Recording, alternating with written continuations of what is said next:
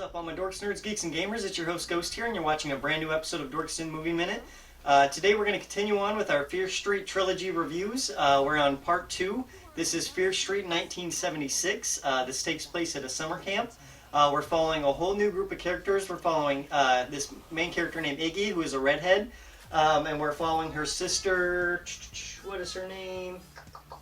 Cindy. Cindy and Iggy are two sisters who are going to summer camp, and we're going to find out this wacky adventure, what goes on with them. But in the meantime, we pick off actually right where the first movie left off, where the big twist ending happens, and Alice stabs Kana, I believe her name is, but Dina is. Alice stabs Dina while she's on the phone with an older Iggy, which they don't know it's Iggy yet, who ties into the story through this summer camp and how all of that ties into the major overall plot.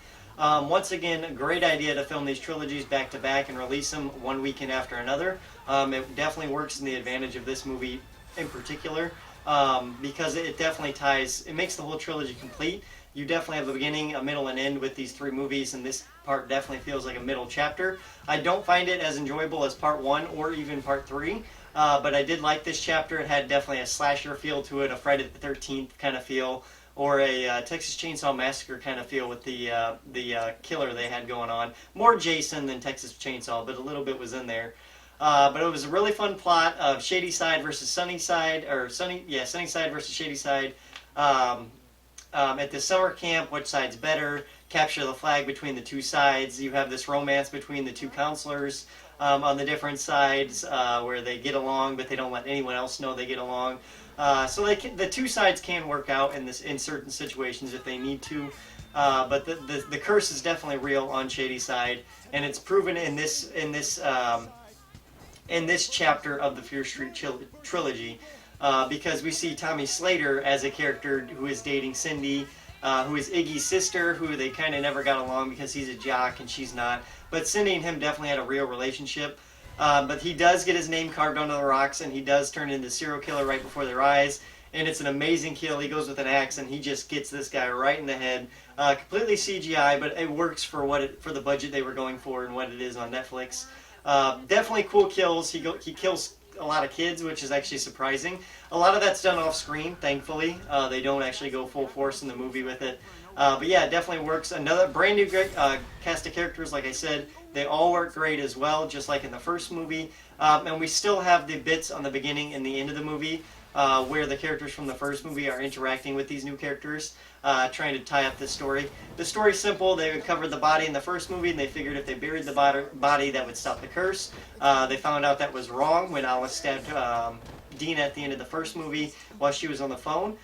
So then they realized, okay, it wasn't a complete body, it was missing its hand. And that ties back to 1976, where the hand was a part of the curse. So you have to bury the whole complete body to stop the curse completely. So Iggy and her sister end up getting tied up in all this with Tommy Slater and her friends at camp. A lot of them die. Actually, almost all of them die. You see Sheriff Good as a child in this movie. Him and Iggy have a relationship. You could tell he kind of has something to do with it. He's definitely seems a little off in this movie with some of his comments and the way he's portraying himself in this movie, his younger self. But it leaves a lot of stuff open, and the way it ended shocked me with having both characters die. Sorry, spoilers in this review. Both characters do end up dying, but that's the point because Iggy ends up being brought back to life by Sheriff Good. So that ends the curse for her, so the curse is done completely for them as two characters. So it's cool to see it there, but when they dig up the body, it says the curse is forever, this and that. But we find out where that all ties into. So at the very end of the movie, we cut back to Dina, who is burying the body with the hand, assuming that this is going to end the curse and all of that. But as soon as she touches the body to bury it, she gets transported into a timeline in the past, 1666, which is the very last chapter of the movie, which we will be talking about in another Dorks in Movie Minute episode, so stay tuned for that. But yeah, my final review of this one, it is a good middle part of the film. It adds a lot of side characters to the movie that we needed to pad out this bigger finale that they have going for them. We did get to see more of the killers come back towards the end of the movie, but I did like how they focused more on Tommy Slater as the main killer, to see his backstory and how he started and how he tied into everything as well. To see him go from good to bad guy was a good move. and I definitely appreciate it. A very good movie. Like I said, not as good as the first one for me personally, or the third one. So I'm going to give this one a 7 out of 10. Very good horror movie. It's still got that Goosebumps vibe, but the vibe is not as Goosebumpsy in this one. It's more pure slasher Friday the 13th horror film style camp kind of film that we've already seen before. But it works for what it is. A lot of the film as well, one negative I have to say is a lot of the film was walking around in these caverns. And I get that the caverns are a bigger part in part 3 and part 2.